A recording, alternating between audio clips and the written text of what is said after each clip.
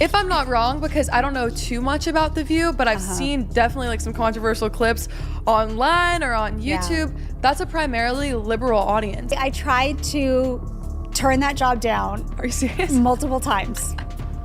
That's so funny. And I was like, I know they talk so much politics on the show, and I'm not comfortable with that, so no. I'd stop calling it a lie. Okay. Well, here's what it says. It's a precedent for all of us to open our eyes because we've elected someone who is in a similar situation, who didn't have a drug problem, who knew what he was doing, who clearly stood and said, I can do this, and he did it. So Ever notice how some shows claim to have all sides of the story? But really, it's just one loud echo? The View is a prime example. Candace Cameron Bure just dropped bombshells about her time there, and trust me, the chaos behind the cameras makes daytime TV look like a survival game. Candace, the Full House star, spent 2 years as the so-called token conservative.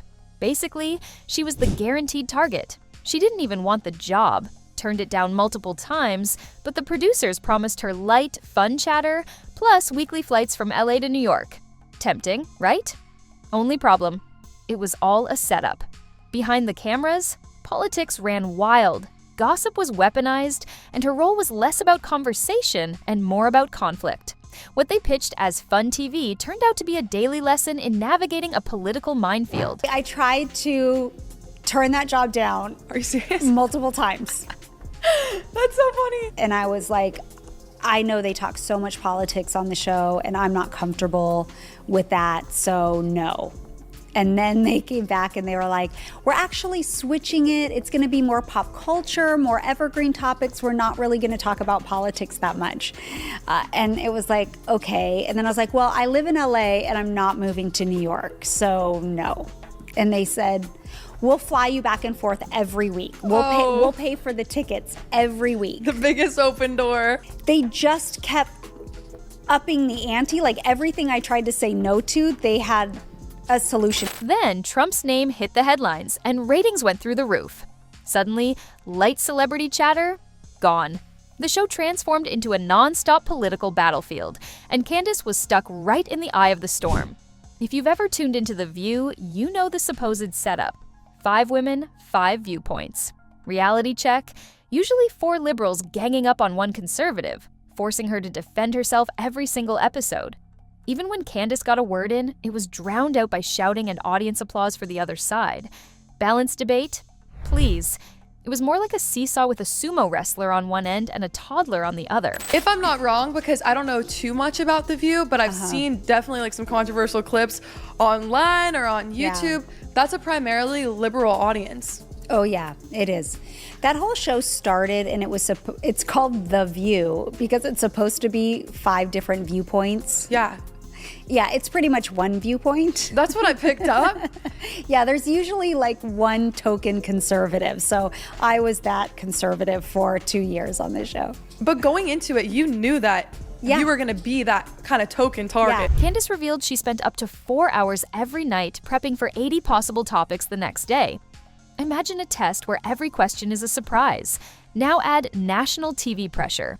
2 years of this drained her mentally and emotionally, walking into chaos every single morning. How did you prepare for each and every episode? Girl, I have never prepared like I have prepared for that show in my life, okay? You basically get a packet of about 80 topics the night before because they're all current events. They keep moving and changing, whatever happens in the news cycle. So I would spend probably a minimum of 4 hours each night researching all 80 topics so I could understand what I didn't understand. Yeah. And then on the morning of, with the hosts and the producers, they break it down. We go through all 80 topics and then pinpoint maybe 7 or 8 of those that we're actually going to discuss on this show. Candace admitted the stress was unlike anything she'd ever felt. Often, she couldn't even speak her mind. Producers had already scripted what she was allowed to say. Forget The View being about debate. It was a pressure cooker designed to humiliate conservatives. Alyssa Farah Griffin barely pushes back, not because she has nothing to say, but because the game is rigged. Co-hosts gang up, the audience is prepped to boo any dissent, and suddenly you're the villain just for having a different opinion. Candace faced the same fire, while Whoopi Goldberg often twisted herself into knots defending Hunter Biden and erupting at anything Trump-related. Hypocrisy ran wild. Every episode was a calculated performance, ratings over nuance. Trump's name became the golden goose, hijacking every conversation. Cooking segments, celebrity gossip, nothing escaped unpoliticized. Candace explained that the audience wasn't neutral. They were selected to cheer the left and jeer the right. Every day felt like walking into a live ambush. She relied on nightly prep, hours of study, and a small circle of loyal friends just to survive the political minefield. Over time, she learned more about politics than she ever expected, just to protect herself. Yet, the emotional toll was relentless, mentally exhausting, constantly under attack, and emotionally draining. Candace's natural instinct is resolution, not conflict, but The View thrives on chaos, shouting, and viral clips. The moment you sit there, the deck is stacked against you. Co-hosts, producers, and audience all working to control the narrative. Every conservative either burns out, gets silenced, or leaves. She did.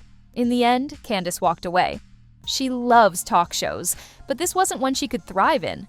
2 years of scripted chaos, constant bias, and daily ambushes made survival the real challenge. The View isn't about diverse opinions.